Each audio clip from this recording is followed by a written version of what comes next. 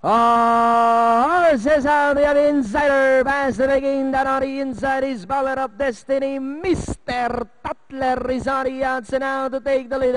Mr. Tatler by about 3/4 of a length. Insider in second, 3 lengths para in third. Power of Destiny got to know. Angat ang Pinoy is the early twiller. We have Mr. Tatler by about 4 lengths now. Insider, Power of Destiny now moving up on the outside to take second, and in fourth now Angat ang Pinoy and got to know, and it's still Mr. Tatler by about 4 lengths, and in second Power of Destiny. Angat ang Pinoy now moving up to take third, then followed by Insider and got to know, and it's still Mr. Tatler by about 4 lengths, and in second, Power of Destiny, and on the outside third is entry number 3, ang Anang Pinoy as they come down at the last 150.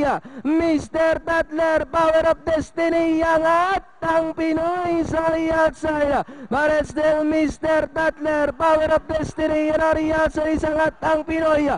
Mr. Tatler, angat ang Pinoy, now moves sa the outside. It's now angat ang Pinoy, Mr. Tatler, Power of Destiny, and finally, Angat ang Pinoy, Mr. Tatler. Then comes Power of Destiny.